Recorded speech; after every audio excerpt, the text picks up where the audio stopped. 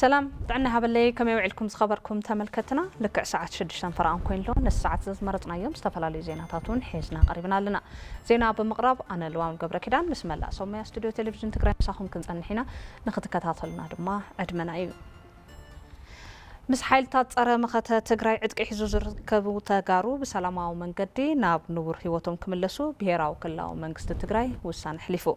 ቤት ምክሪ ፈጻሚ ስራሕ ብሄራዊ ክልላዊ መንግስቲ ትግራይ ሻድሻይ ዘበን መበል 12 ኣብ ዘካየዱ ስራሕ ኣኼባ ኣብ ክልተ አጀንዳ ተመያይጡ ውሳነ ከም ዝሕለፈ ኣፍሊጡሎ ሃይለ ሚካኤል ገሰሰ ከም ዝዕቀርበልና እዩ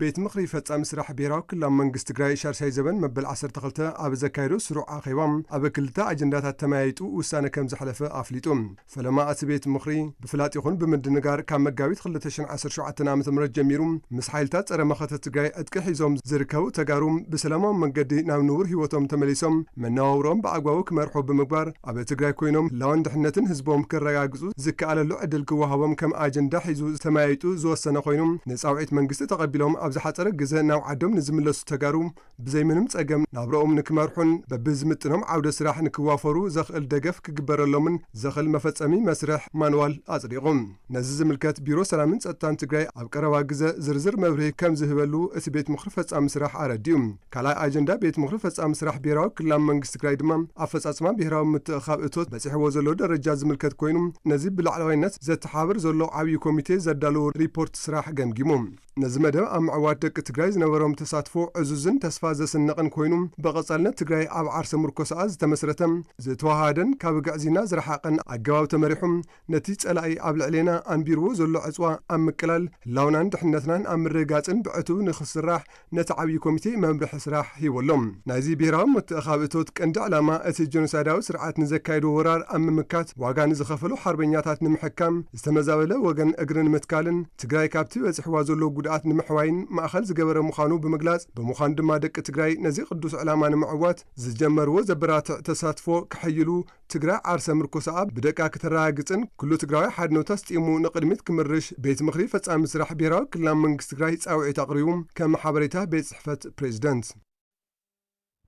ህዝብን ሰራዊትን ትግራይ ንዳግማይ ኩናት ጽንተት ዝህንደድ ዘሎ ጆኖሳይዳዊ ስርዓት ብልጽግና ምስ ዕጡቃት መሐመድ ሓምዳን ደጋሎን ካልኦት መሻርክቱን ኮይኑ ኣብ ልዕሊ ሰራዊትና ንዘካየዶ መጠነ ሰፊሕ መጥቃዕቲ ሰራዊት ትግራይ ከም ዘፍሽሎ ኣፍሊጡ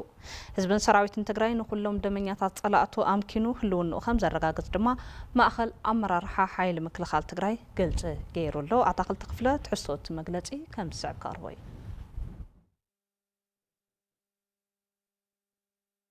ካብ ሓይሊ ምክልኻል ትግራይ ዝተዋሃበ እዋናዊ ሓበሬታ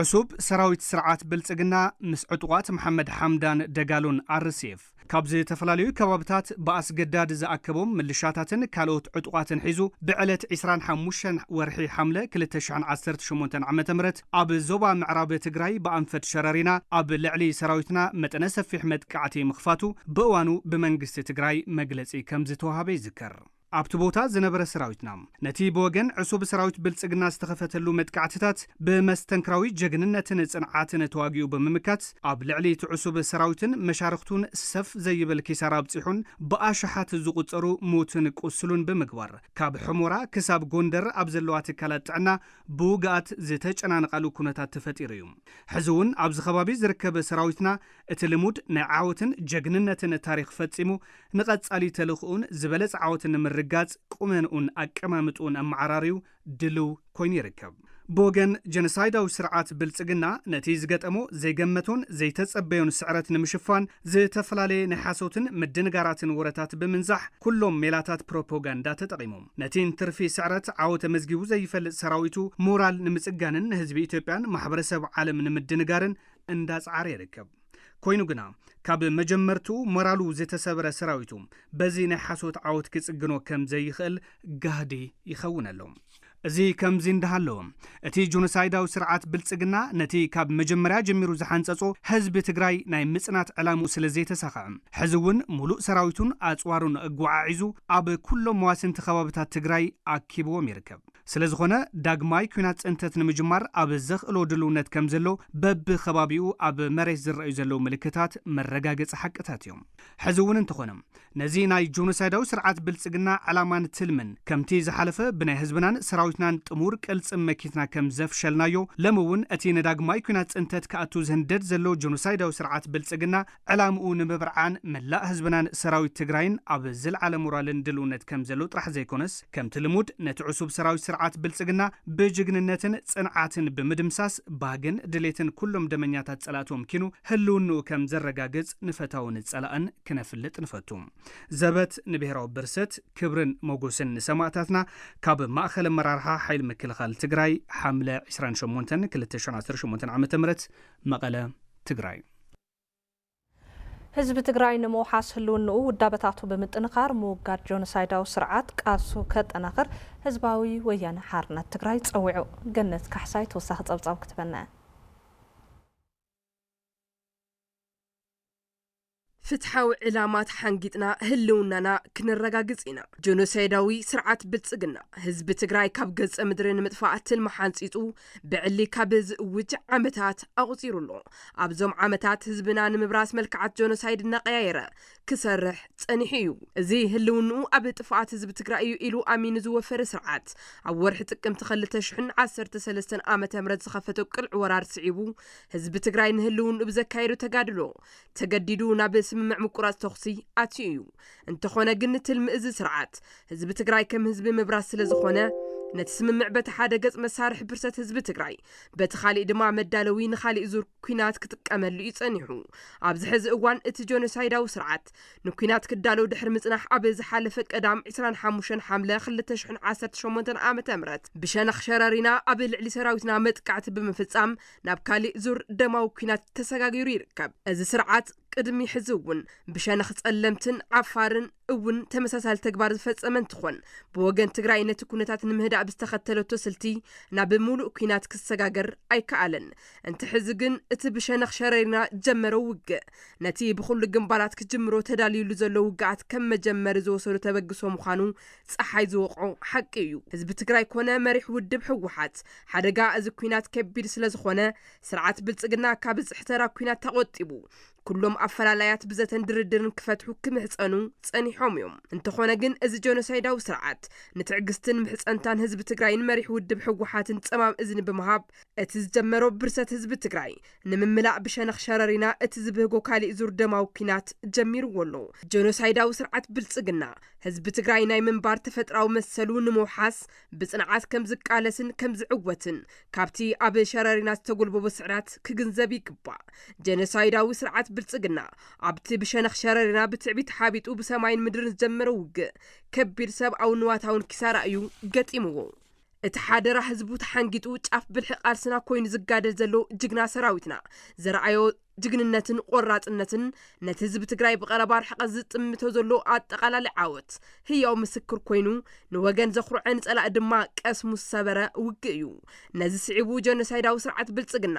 እቲ ኣብ ባይታ ዝሰኣኖ ዓወት ብናይ ሓሶት ፕሮፓጋንዳ ንምክሕሓስ ወፍሪ ኣብ ምክያድ ዝርከብ ኮይኑ እንተኾነ ግን መላእ ተቓላሳይ ህዝብና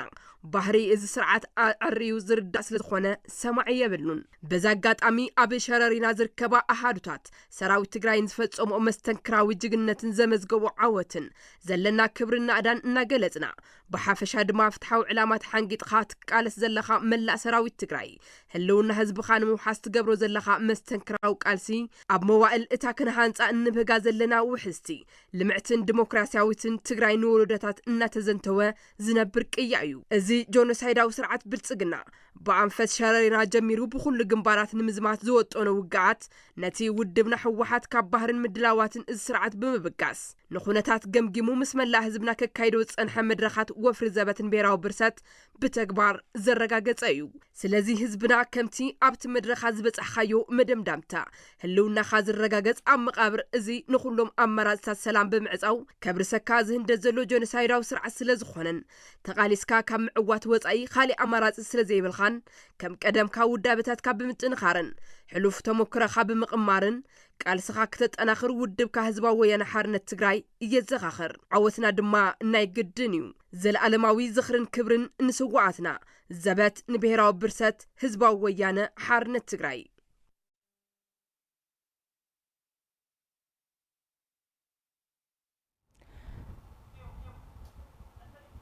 حملة 28 عامة مرت أما أخل معقوب تمزابلتي 7 كاري زوقع حيال برد النفاسن تحوصو زناب نايميتن 7 مرح صدرات تمزابلتي مثل اليوم فريسو كلتشحن 500 تمزابلتي أب كبير حدا قودي أم كم زركبو اتو مأخل أفليتو منغستاون زي منغستاون أكالات أقات إموزلو حدا نمدحان زخالو حاجز كقبرو اتوم تمزابلتي سويعم نزرزرو قبر مدهن تولد مدهن حملة 28 عامة مرات أب مأخل معقوبة مزابل 7 كاري زوقع حيال برد النفاسن الصحاوس وزناب أب تفنقل تقودات كم زبصحة تلفزيون تقراي نافتبوتا تنكساقيسو الرقاقيس اللوم خميني واقعي وانديني قليل قارل كنت مهنول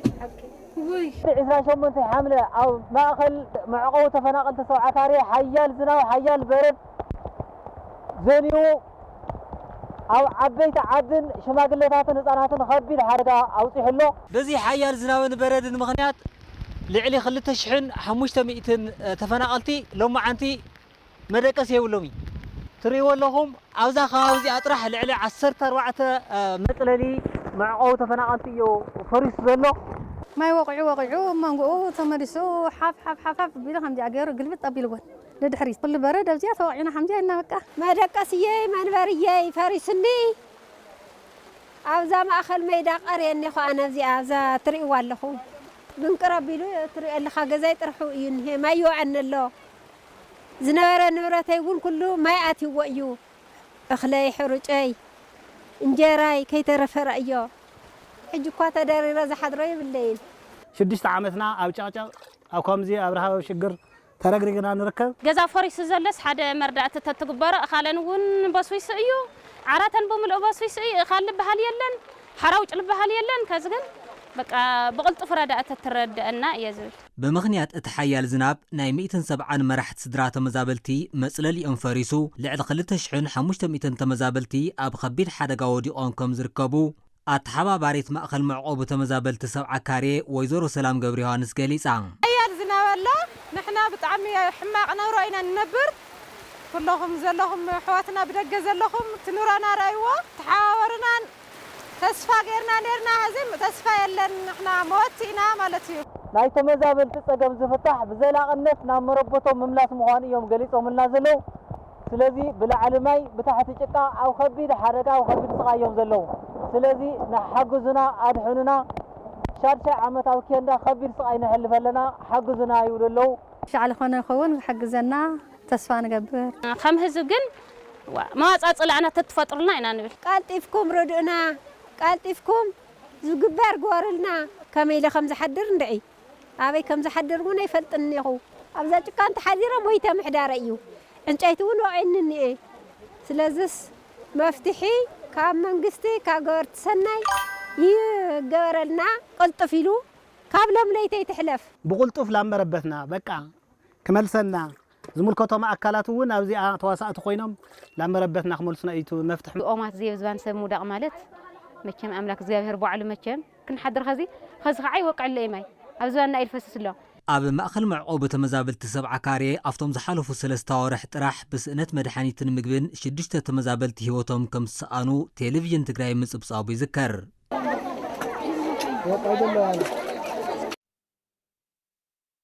هلونا حزب تግራይ ንምርግጋጽ በብርኩ ዘለዋ ውዳበታት ደቂ ኣንስትዮ ቃልሰን ብምሕያል ጆኖሳይዳዊ ስርዓት ኣብይ ኣሕመድ ኣብ ምውጋድ እጃመን ከበርክታ ከም ዝግባእ ኣመራርሓ ውዳበታት ደቂ ኣንስትዮ ትግራይ ኣፍሊጠን ሃፍታይ ባህረ ከም ዝስዕብ ቀርበልና እዩ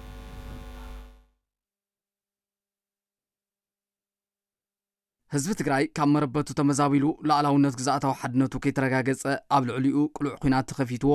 ኣብ ዝኸፍአ ስቃይን መከራን ከም ዘሎ ምስ ቴሌቪዥን ትግራይ ጻንሒ ዝገበራ ኣመራርሓ ኣብያተ ዕዮን ውዳበታትን ደቂ ኣንስትዮ ትግራይ ገሊጸን ደቂ ኣንስትዮ ትግራይ በተለይ ተመዛበልትና ኣብ ከቢድ ፀገም ኣብ ከቢድ ሽግር የለዋ ይሞት ኣለዋ መድሓኒት የለ ኩሉ ነገር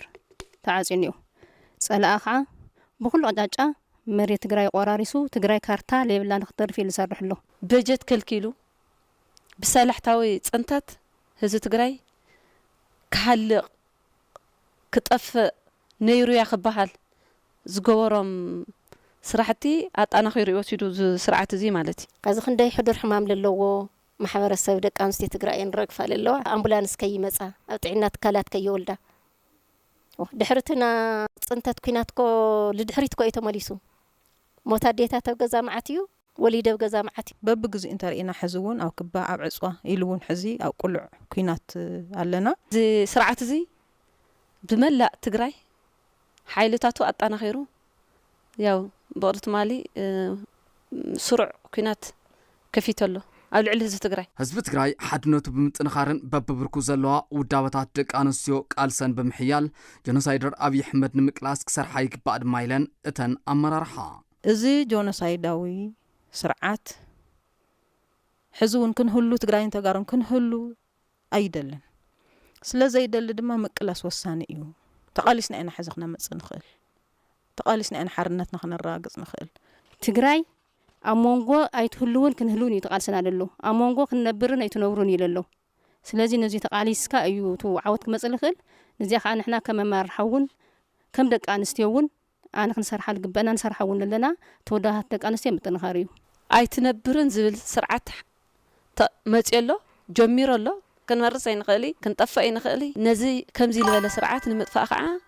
ህዝብና ሒዝና ብፍላይ ደቂ ኣንስትዮ ትግራይ ኣውዚ ዓሲልና ክንምክት ኣብዚ ስርዓት እዚ መቃብር ኮይና ኢና ህልውናና ነረጋግፅ ሕዚ እውን ግን ኣብ ኩናት ኢና ዘለና ተጠናኺርና ንቐፃለ እውን በዚ ደረጃ እዚ ርኢና ክንቃለስ ኣለና ዘበትን ብሄራዊ ብርሰት ዝብል እንታጓል ተነስተይቲ ሕሪንዋ እዩ ዘሎ ሓሪና ናብቲ ዝነበረ ናይ 2013 14 ዝነበረ ውዳብኣ ተመሊሳ ሪኣ ዘሎ ውዳብኣ ኣፅኒዓ ካብ ዋህየ ጀሚሩ ብሎካት ልምዓት ጉጅለ ጀሚሩ ትውዳበታት ጠንኪሩ ነዚ መኸተዚ ንኽዕውት ብጣዕሚ እዩ ተላዒሉ ዘሎ ሓድነትና ስጢምና ህላውና ክንረጋግፅ ኢና ክንወስድ ዘለና ክንቃለስ ዘለና ነዚ ዝዕንቀፍ ሓይሊ ብትረት ክንቃለሶ እዩ ዘለና ህዚ ግዜ የለ ልዕሊ ኩሉ ቅድሚ ኩሉ ግንባር ቀደም ኮይና ክንቃለስ እዩ ዘለና ካብ ምቅላስ ወፃኢ ካልእ ስለለየለ ካብ ላዕሊ ክሻብ ታሕቲ ምሕዝነት ርክብ ህዝቢ ንህዝቢ ብምጥንኻር ሓበራዊ ፀላኢ ምቅላስ የድሊ ዝበላ እተን ኣመራርሓ ኣብዚ ድማ ግደ ደቂ ኣንስትዮ ትግራይ ዝለዓለ ምዃኑ ይዛረባ ምስ ከምኡ ዝበሉ ውፅዓት ህዝብታት ተጠናኺሩ ኣብ ብሄራዊ ረብሕኡ ዓሲሉ ምእንተ ህልውንኡ ምስኦም ከምኦም ዝበሉ ውፅዓት ህዝብታት ዝቃለሱ ዘለዉ ብፀጋም ይኹን ብየማን ሓድነት ፈጢሩ ምቅላሱ ነውረ ይከውንን ማለት ሕዚ ተጀሚሩ ዘሎ ህዝቢ ለህዝቢ ምርኻብ ተጠናኺሩ ክቕፅል ኣለዎ እንኳን ምስ ጎራውትኻ ልክኣልቲ ኮይኑ ዓቕሚ ዲፕሎማሲካ ተዕብኻ ምስ ካልኦት ሃገራት እውን ኣነ ጠቅሚ ኢለ ልወስድ ማለት እዩ ኣብ ውሽጢ ናይ ውሽጣዊ ጥንካረኻን ሓድነትካን ሓይልኻን ጉልበትካን ግን ርክብ ወሳኒ ኢለ ልሓስብ ማለት እዩ ጀኖሳይዳዊ ስርዓት ኣብይ ኣሕመድ ቀፂሉሉ ዘሎ ኩናት ንምምካት ግቡእ ምድላው ከም ዝገበሩ ኣባላት ሰራዊት ትግራይ ኣርሚ 22 ገሊፆም ደረስ ብርሃነ ተወሳኺ ሓበሬታ ክበና እዩ ዓወትና ዘጠራጥር የብሉን ይብሉም ኣባላት ሰራዊት ትግራይ ኣርሚ 22 ምክንያቱም ናይ ማትና ንምግባጥ ናብ ዘለና ንምውሳኽ ወይ ምግባት ዝዓለመ ኣይኮነን እንታይ ማን ዝብል ከም ህዝቢ ክንነብር እንትንብል ኣይትነብሩን ዝብል ሓይሊ ስለ ዝገጠመና ይብሉም ብመሰረት እዚ ጀኖሳይዳዊ ኣገዛዝኣ ስርዓት ብልፅግናም ቀፂሉሉ ዘሎ ፅንተት ንምምካት ኣድላይ ምድላው ከም ዝገበሩ እቶም ኣባላት ሓቢሮም ትኹናት ቀፂሉሎ ቀጽሉ ስለ ዘሎ احنا እውን ተዘጋጅና ታትግበእና እጃምና ንትግራይ ነውፍያ ነውፊና ንዕወትና ንብጾትና ቃል ሓደረ ናይ ብጾትና ቃል ኣይንዕብርን ኣው ሽቶ ክንውጽሒና ትኹናት ተጀሚሩሎ ያው ሰራዊት ትግራይ ድማ ካብ ጀመርዎ ኩሉ ምድለዋት ተዛዚሙ ያው ተዘሎ ጸላኢ ንምምካት መጽኒ ሓይሊ ነኪቱ ሲዕሩ ንኽወጽእ ያው ኣብ ተጠንቀቕ ተዳሊ ይርከብ ማለት እዩ ቀጽልሎ ንሕና ድማ ንዕኡን ንምምካት كم تقارلتي كم تدي إبن سراوي تجراين دلوقتينا نعون أبهزي قلنا هزنا خوينا نهزنا حدرا لنا نسواتنا حدرا لنا لو ንምምካት ድልዋትና ዘለና كحطوكم ينزلنا صلاي ያው نتصلا انسو سعرنا نحنا ህዝብና ሰላም ግኒው ያው ኩሉ ነዳድድዩ ካፍት ተሳይን ዛለ ካፍት ዘለና ጸልማት ወጽና በሰላም ወጽና ያው ንخنبر ህዝብ ትግራይ ድማ በሰላም ዓሪፉ ሰሪሑ በሰላም ወጽ በሰላም ንኻት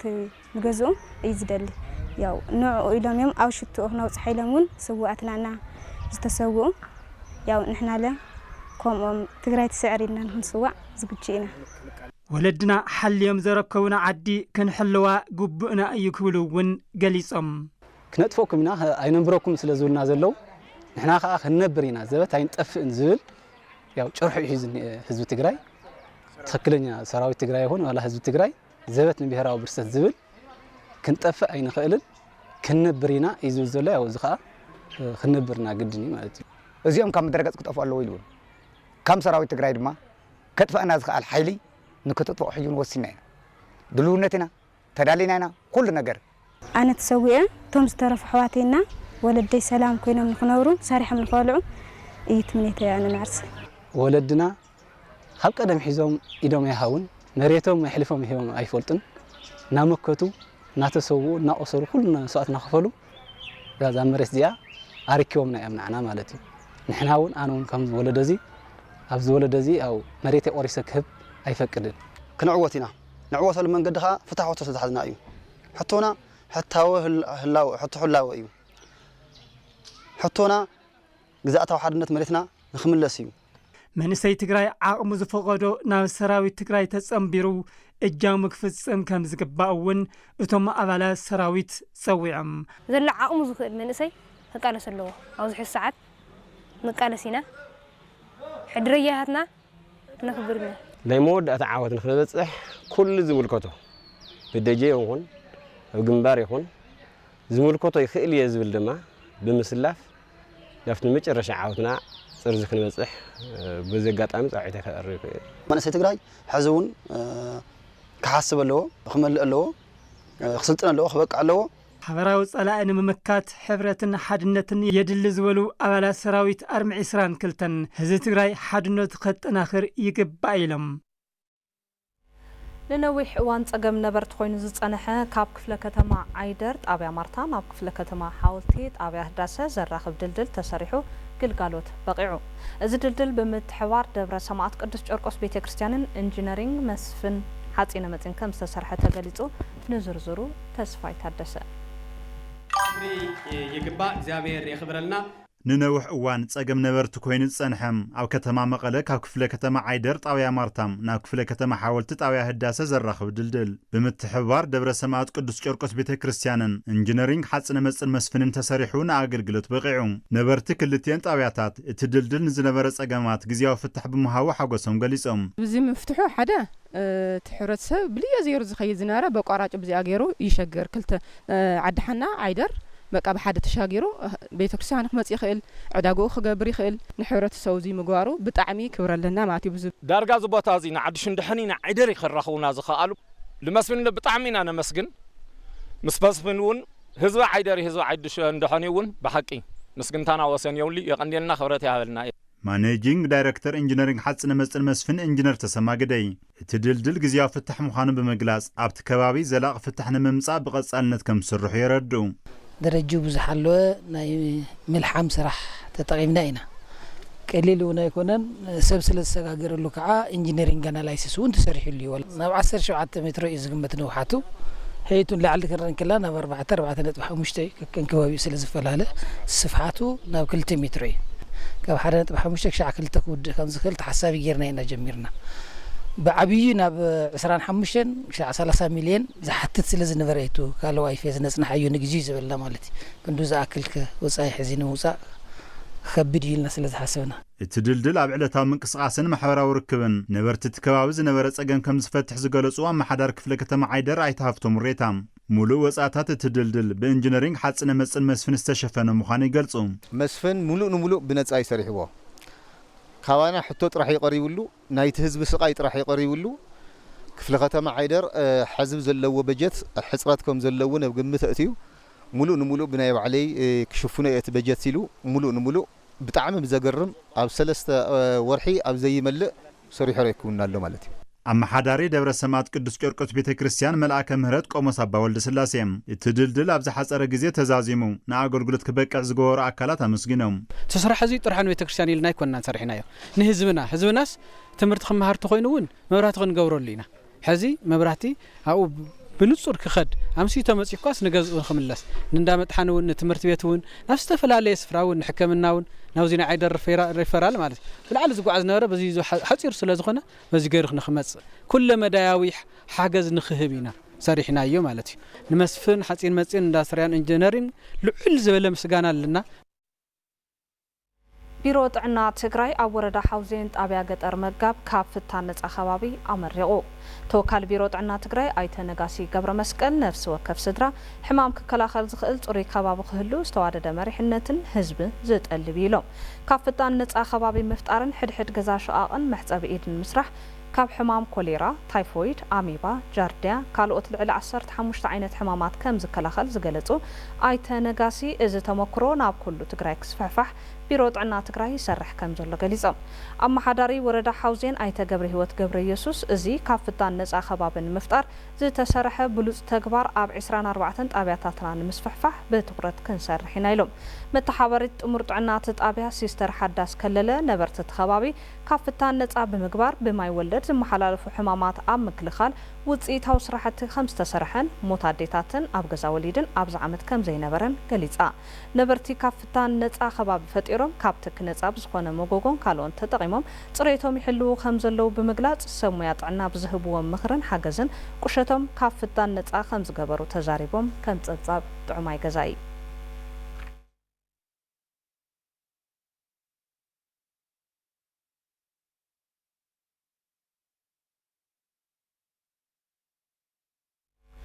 ማሕበረሰብ ንግዲ ፍትሓዊ ግልጋሎት ብምሃብን ዕዳጋ ብምርግጋዕን ኣብ ምውሓስ ህልውና ህዝቢ ትግራይ እጃሞም ክፍጽሙ ከም ዝግባእ ቤት ምኽሪ ንግድን ዘፈር ማሕበራትን ከተማ መቐለ ኣተሓሳሲቡ ታደለ ዳኛው ኣዋዲድልና ኣሎ ገብረ እግዚአብሔር ገዳሙ ድማ ከም ዝስዕብ ካርበልና እዩ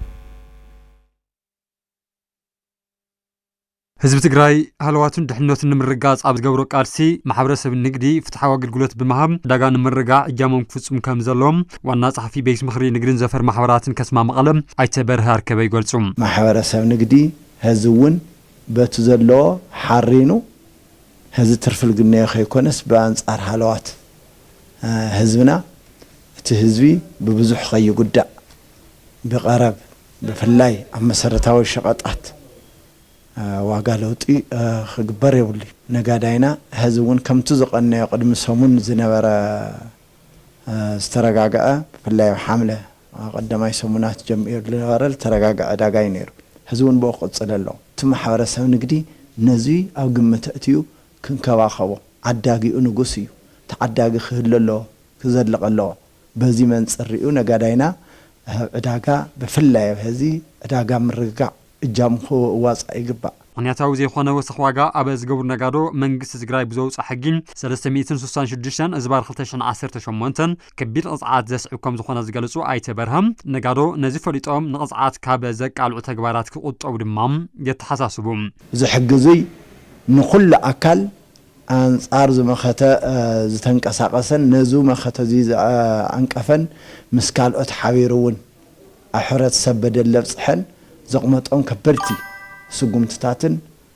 ቅፅዓታትን ለቕመጠ እዩ ኣብ ማሕበረሰብ ንግዲ እውን ብሰፊሒ ምልከት ወፂኡ ዘሎ ስለዚ ንሕና ብክልቲኡ መንገዲ ትዋና ንሕና ክንሪኦ ዘለና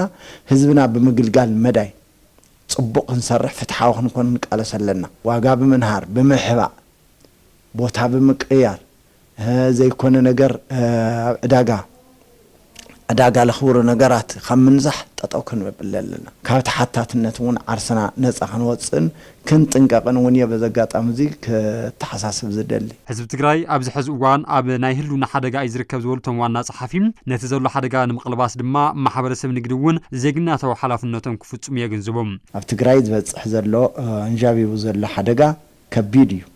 ከም ተጋሩ ድማ የገድሰና ይጨንቐና እቲ ማሕበረሰብ ንግዲ እውን ንህላውና ኣብ ዝግበር መኸተ ከም ተጋሩ ሓቢርና ሰሚርና ነዚ ዘድሊ ኩሉ ክነማልእ ኣካል ትህላው ትግራይ ዝግበር ዘሎ ቃልሲ ንኹን ብፍላይ እቲ ማሕበረሰብ ንግዲ ናይ ኢኮኖሚ ዓምዲ ኣብ መኸተና ብዝተፈላለየ መንገዲ ብፍልጦና ብዓቕምና ብሃፍትና ብዝተፈላለየ ክንሕግዝን ክንድግፍን ትግራይ ካብ ሓደጋ ካብ ዳግም ፅንተት ክትድሕን እጃምና ክንዋፅእ ኣለና ህዝቢ ትግራይ ይበፅሖ ካብ ዘሎ ቁጠባዊ ጸቕጥን ክልከላን ንምውፃም ግደ ማሕበረሰብ ንግዲ ዝዓዘዘኩም ዝኾነ ድማ ኣይተበርሃ ርከበ ይሕብሩም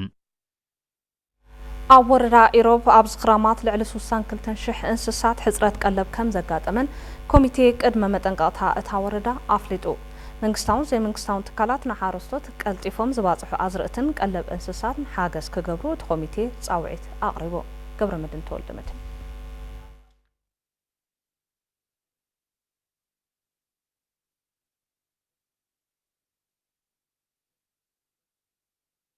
ኣብ ወረዳ ኢሮብ ኣብ ዝክራማት ዝናብ ብዘይ ምዝናቡ ኣብ 6 ጣብያታት እታ ወረዳ ክዝራእ ዝግብኦ 778 ሄክታር ተሓራሳይ መሬት ዛጊድ ዝበቆለ እኽል ከም ዘይብሉን ቀልጢፎም ዝባፅሑ ዝራእቲ ብምትእልላሽ ዳግም ዝዝረአሉ ኩነታት ኣብ መምችቻው ከም ዘሎ ኣባል ኣመራርሓ ቴክኒካል ኮሚቴ ቅድመ መጠንቀቕታን በዓል ሞያ ሕርሻን ቤት ጽሕፈት ዘፈር ቁጠባ እታ ወረዳ ኣይተሓይሽ ሃይሉ ይገልጹ 18 19 ክረምቲ ኩነታት ያው ከም ዝፍለጥ ክሳብ ሕዚ ምንም ማይ ዘጀመረሉ ኩነታት እዩ ዘሎ ማለት እዩ سنة قدامي سمون ماي كجمرت تسويت جبر سعود جمرو خعات وكزرع زقبو يا وحرشة كزرع يتسويت زقبر نيرو معلش تلميتو وتتحيزو نيرو يا وتو تقلنا تحرس هاي مريسنا كزرع تواحدو تتحيزو نبرة شوعت 278 وشدشت هكتار كزرع يا أبناي كل تشين 10 شعتين تلمي تتحيزو يا وكابو 15 هكتار يبيعفون مايكو مصو يخيل يتواهلو 15 هكتار تزرع نيرو نسو حزي كم زي تزرع يلن مالتي ابايتا كاو وصاي ياو كم زي تزرع نحنا ناتنا ريبورت كساب حزي مالتي ياو ناب شوعت 278.6 هكتار كيتزرع كم زترفي زلو مالتي افتا وردا كاب زلو لعل سسان كلتن شح انسا 75 مئتاو حصرات قلب كم زقاطمنن نتن انسات هيوتن مدحان لعل 37,500 طن قلب انسات كم زدلي حبيروم ابي انسسا مصيخا ياو بزح صقن كم زلو مالتي ياو تو خوابينا كم زفلت تدراقي خوابي مزحتي وني تناي انسسا قلب لنا نتقملو بلسي نيرو بلسي وين تقلالا هذه حدا فوتو تري تقولوهم درق يزلو مالتي تقلالا سايقردد سوسان كل تشحين كل 200 سنه 7 6 خوابي بزحين انسسا تلبقع كفتي مصعኛ زحاوسه بزحين انسسا ያው ኑ ዘአክል ተባሂሉ ታታ ሒዙ ዝነበረ ናብ 37,500 ቶን ቀለብ የድሊ ተባሂሉ ተታሕዙ ነይሩ ዝተሓዘ ቀለብ ክርእ ከለናውን ናብ 7,000 ገለ እዩ ናብ 30,000 ልዕልዩ ፊድጋብ እንዮና ማለት ቀለብ ሳሕጽረት እንዮና ማለት ልዕሊ 80 ሚእታው መነባብሩ ህዝቢ ኢሮብ ኣብ ሃፍቲ እንስሳ ዝተመስረተ ከም ዝኾነ ዝሓበሩ ኣይተሓይሽ ሕዚ ብሰንኪ ድርቂ ገጢምዎ ዘሎ ሕጽረት ቀለብ እንስሳ መንግስታውን ዘይመንግስታውን ኣካላት ሓገዞም ከበርክቱ ጸዊዖም ከባቢና ከም ዝፍለጥ ብልዕሊ 80% ብእንስሳ ዝመሓደር ከባቢ እዩ ላላ እንስሳ ትኩረት እንተዘይደግፍናሉ ኣጸጋሚ እዩ ኑ ዘድሊ ቀለብውን ያው አክሳባ 30,545 ከባቢ ቶን በቀለብ የለኒ ይልና ጽብጽብናለና ማለት እዚ ክንጽብጽብ ከለናውን ናብ ዝተፈላለ መንግስታዊ አካላትን ናብ ዘይ መንግስታዊ አካላትን ድጋፍ ንክገብሩውን ክሳብ ክልል ሪፖርት ገርናለና ማለት በፍሩስካ ኾውን ይኽእል ምስ ሓሰርን ካብ ዘሎ ከባቢ ኾውን ይኽእል ዱርቃ ካብ ዘሎ ከባቢውን ኾውን ይኽእል ደጋፊ አካል كله جواري سنة كوني خيلو منجست أكل كوني خيلو أو دجاج ولا عقم زلوا أكل كوني خيلو ولا احتاج يقبروا له ويا وزاوية نجبرنا مالك تمثاليت جنة سخونة حملوا كباب مفتار حبر السبز تقلم تغلطات كبو كنكر كجبر لهم كم زقبا هاجر سبكت كتمام مقالة صويعهم أب قطر علالا بيت دناقل مكان طباب حصانات قدام مريم بزهان وفري تخلافلسي تخايدو جنة كحساي زرزر كتبنا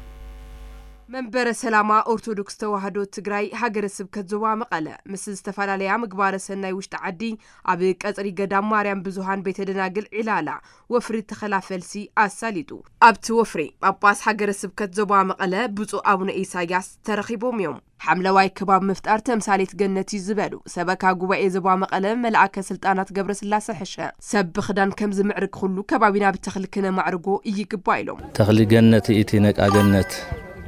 جنة تبهال እጽዋት ተፈላለዩ እጽዋት ዘለዋ ለኑሮ ምቹት ዝኾነት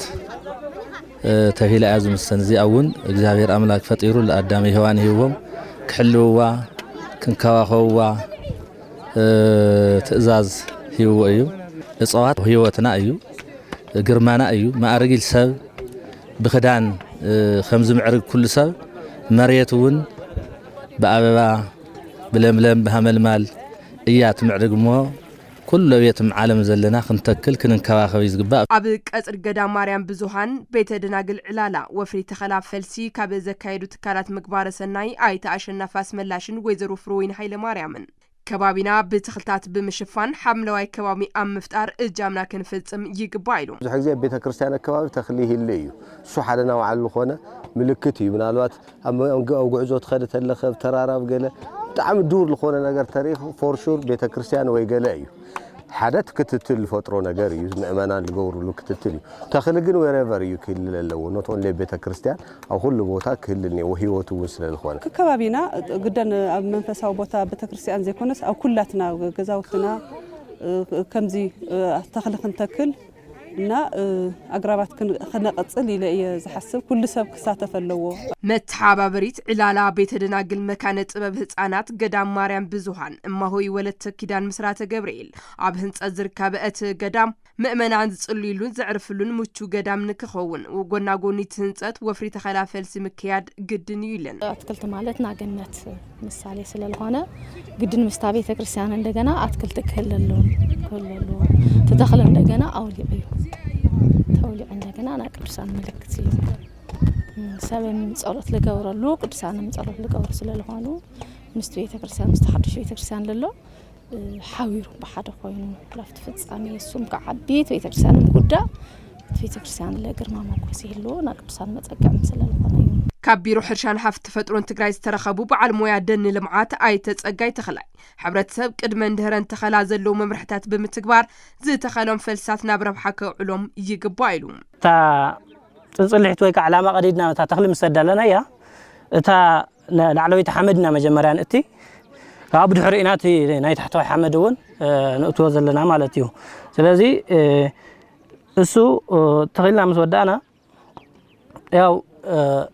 دغعون نقبر اللي يزقبنا تقول قوات العقاو نقبر اللي يزقبا كاو مستتخلاون دحر تخلا